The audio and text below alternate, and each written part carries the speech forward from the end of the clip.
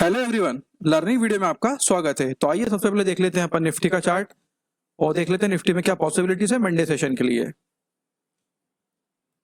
यहाँ पर एक चीज मैंने देखो दो ट्रेंड लाइन चला रहा हूँ मैं, ठीक है। कुछ लोग नहीं लगाते हैं, मैं लगाता हूँ। सबका अपना अपना ट्रेडिंग स्टाइल अलग होता है, ठीक है।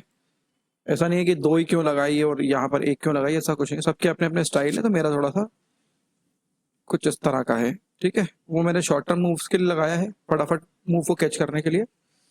और एक मैंने थोड़ा सा लॉन्ग कंफर्मेशन के लिए कि ये क्या वाकई में बुलिश है या नहीं है। ये मैं हटा देता हूँ अभी मैं, ताकि आपको थोड़ा चार्ट क्लियर दिख जाए। तो अपन देख लेते, देखो प्रीवियस वीडियो में मैंने डिस्कशन किया था कि ये इसको नीचे की तरफ ही मूव करना चाहिए, बट हुआ क्या कि सडनली कोई न्यूज आ गई और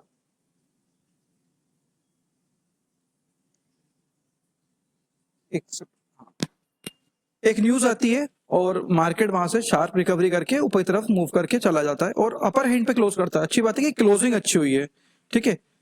काफी लंबे समय के अगर मैं देखूं कि ये यहाँ से क्लोजिंग अच्छी करी है, 1 2 3 4 5 6 7 8 9 10, यहाँ से 2 तारीख से 2 जून के बाद क्लोजिंग थोड़ी अच्छी दिखी है, ठीक है। अगर इसको ऊपर जाना है, निफ्टी को वाकई में ऊपर जाना है,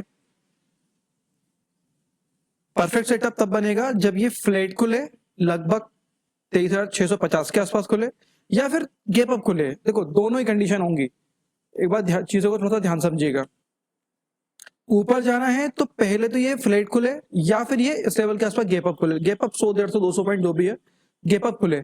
लेकिन हम तब भी लॉन्ग नहीं होंगे, कहानी बिल्कुल क्लियर है, हम लॉन्ग नहीं होंगे। निफ्टी को गैप अप या फ्लैट खुले, 1 2 दिन ऊपर जाए, फिर नीचे ट्रेस करे, फिर ये ऊपर जाए, तब हम बाइंग साइड सोच सकते हैं। अनटिल अनलेस हमें लॉन्ग नहीं होना है, हमें लॉन्ग नहीं होना है। लॉन्ग के लिए दो कंडीशन है, फ्लैट खुले, गैप अप खुले। इंटरडे के लिए छोटे मूव के लिए ले सकते हो, बट ये नहीं कि मतलब अगर आपको कोई मूव को लंबे समय के लिए पकड़ना है, मूव आप लंबे समय के लिए तभी पकड़ पाएंगे जब आप प्राइस एक्शन को अच्छे से फॉलो करेंगे और जो भी सेटअप आप करते हो उस पर आपको कॉन्फिडेंस होगा। मैं ज्यादातर ट्रेंड लाइन सपोर्ट रेजिस्टेंस को ज्यादा बिलीव करता हूँ और प्राइस एक्शन को थोड़ा अच्छे से समझता हूँ।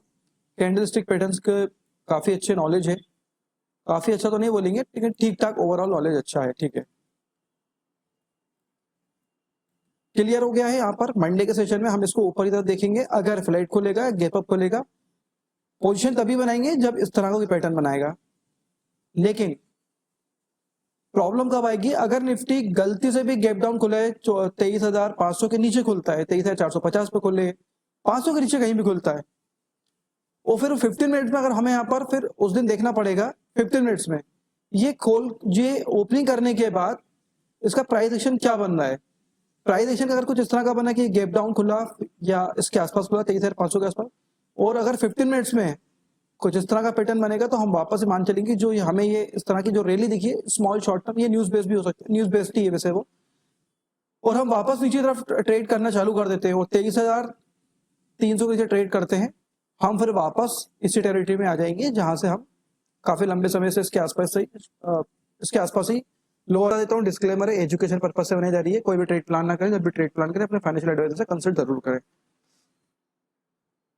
लॉन्ग तभी होंगे जब प्राइस एक्शन बताएगा, ओके। अब आ जाते हैं हम इन्फी के चार्ट पे। देखिए हमारा चैनल है, उसका नाम है स्टॉक ऑप्शन स्ट्रेटजीज, टेलीग्राम पे भी हैं हम। स्टॉक ऑप्शन स्ट्रेटजीज क्यों रखा है मैं बार बार अपनी वीडियो में बताता हूं। स्टॉक्स प्रॉपर वर्क करते हैं, स्टॉक्स के चार्ट पैटर्न्स बहुत अच्छे से प्राइस को फॉलो करते हैं, लेकिन निफ्टी में ऐसा नहीं होता है। उसका रीजन मैं बता चुका हूं। सबसे ज्यादा पार्टिसिपेशन रिटेलरों का निफ्टी में है, पहले बैंक निफ्टी में था, अब निफ्टी में है।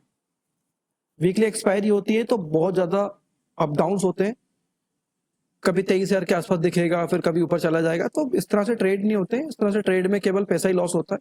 और जो लोग हेज करते हैं उन्हें बहुत अच्छे से पता है कि हेजिंग के साथ कैसे काम किया जाता है। हेजिंग वाले सर्वाइव कर लेते हैं, लेकिन जो नेकेड खेलते हैं उनके लिए बहुत बड़ा इशू रहता है। देखिए प्रीवियस वीडियो में हमने बताया था कि इसका हाल भारतीय एयरटेल जैसा नहीं हो जाए। ये ऊपर गया, मैंने बताया था कि अगर एक बार इसको प्राइस एक्शन बना के यहाँ से निकलना है तो ऐसे जाएगा। देखो सेम पैटर्न निफ्टी में बनना है, ध्यान देखिएगा। अगर जाना है तो यहाँ से ऐसे जाएगा, और अगर नहीं जाना है तो ये देख लो क्या करा इसने हाल, ये नीचे आ गया। और जो आईटी स्टॉक्स की मैं बात करता हूँ, आईटी स्टॉक में बताता हूँ आपको मैं, इनके सपोर्ट देखिए आप। ये मैं क्या वीकली क्या चार्ट लगाऊं, मंथली चार्ट लगाता हूँ, वीकली चार्ट में तो बहुत ज्यादा। अब आप ये देखिए ये कहाँ था, 23 की बात हो रही है, ठीक है। मैं ये देखो 2020, ठीक है। ये इतने बुरे हाल हो रहे हैं, मतलब आप देखो ना ये कहाँ है, वापस तो ही जा रहा है। ये इसका पूरा पैटर्न ये दिख रहा है यहाँ, और ये अगर ये यहाँ कहीं आ गया 850 के आसपास, ठीक है, एज पर टेक्निकल बता रहा हूँ, तो क्या जब इतनी लार्ज कैप कंपनी के अंदर ये हालात है तो कैसे आप बोलोगे कि ये इंटर मल्टीनेशनल कंपनीज हैं ये क्या कोविड के आसपास आ रहे हैं? देखिए ऑप्शंस जो बायर सेलर होते हैं ना, उनका परसेप्शन रहता है कि भाई हमें पैसा मिलना चाहिए, बट आप इन्वेस्टमेंट के पॉइंट ऑफ व्यू से देखें, कितने इन्वेस्टर्स होंगे जिन्होंने यहाँ इन्वेस्टमेंट किया होगा, कितने होंगे जिन्होंने यहाँ किया होगा, कितने यहाँ करे होंगे, किसी ने यहाँ किया होगा, किसी ने यहाँ 2000 के आसपास किया होगा कि यहाँ से ये 3000 का टारगेट जो भी उनको लगा होगा। आप सोचिए कि 50% करेक्ट हुआ है वहां से।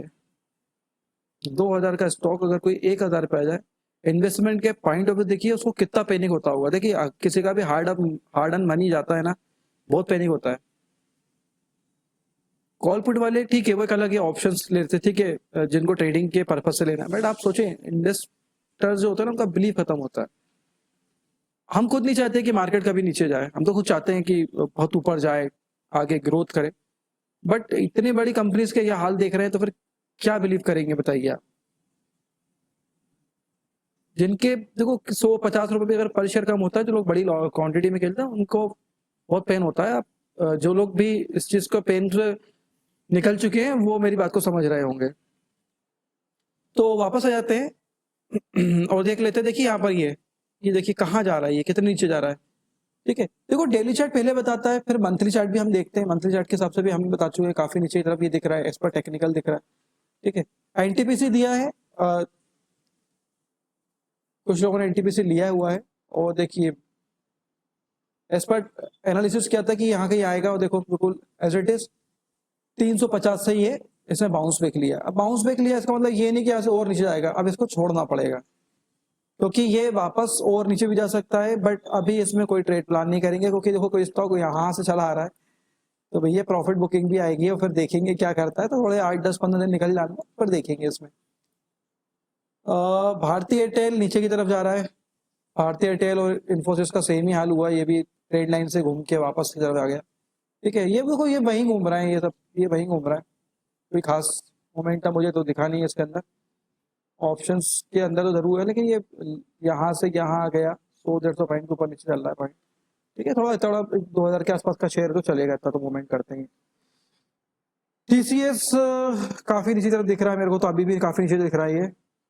और रिलायंस, टीसीएस को सबके हाल खराब ही है, और एसबीआई लाइफ को जरूरत है, इसको खुद की इंश्योरेंस की जरूरत पड़ रही है। भैया 1700 के नीचे चला गया, देखो 1750 नीचे मैंने बताया था जाएगा, तो नीचे की तरफ जाएंगे, और ये थोड़ा सा और मुझे थोड़ा ज्यादा ही पेन दिख रहा है। 1700 नीचे क्लोज करेगा तो ये नीचे तरफ भागेगा, ये 1650 का टारगेट लेके चलेगा। और क्योंकि पैटर्न थोड़ा सा ज्यादा ही कुछ, एक मिनट आरएसआई देख लेते हैं, नीचे तरफ है, थोड़ा सा बाउंस बैक की सपोर्ट और नीचे ही है, ठीक है। ये सपोर्ट के आसपास है, और ये आरएसआई काफी नीचे की तरफ आ गया, बिलो 30 है, तो स्मॉल पुल बैक इंपॉर्टेंट लग रहा है कि आएगा यहाँ पर। और जब पुल बैक आएगा तो लगभग 1650 के आसपास, 1750 के आसपास आने दीजिए। 1750 के आसपास से अगर कोई बियरिश कैंडल मिलेगी 1 आवर्स पे चार्ट पे, तो नेक्स्ट मंथ के लिए इसमें स्टडी शेयर जरूर करेंगे। तो वीडियो अच्छा लगा तो लाइक करें, शेयर करें, कमेंट जरूर करें, सब्सक्राइब भी करें। हिंडाल्को चार्ट देख लेते हैं कि हिंडाल्को इसमें स्टडीज बनाई है, प्रॉफिट में है और उसको हमने लॉक भी करा दिया है, क्लोज नहीं कराया है। जो अपना मैक्सिमम लॉसेस था उसको कन्वर्ट करके प्रॉफिट में करवा दिया है इसको, और मिनिमम लॉस 1500 रुपये और मैक्सिमम तो फिर 29,000 के आसपास चल रहा है इसमें। अगर आता है प्रॉफिट तो उतना आएगा मैक्सिमम प्रॉफिट। अब मेरा मतलब लॉस नहीं होगा चाहे वो कहीं भी चला जाए। एक्सपेक्टेड है कि यहीं के आसपास रहेगा ये, ठीक है, एक्सपेक्टेड है इसके आसपास ही कहीं रहेगा। और देख लेते हैं कुछ और चार्ट। हुआ तो मैं क्रिप्टो पे भी वीडियो जरूर बनाया करूंगा, है ना। वीडियो अच्छा लगा तो लाइक और शेयर और कमेंट्स करें, और मिलते हैं नेक्स्ट वीडियो में। Thank you.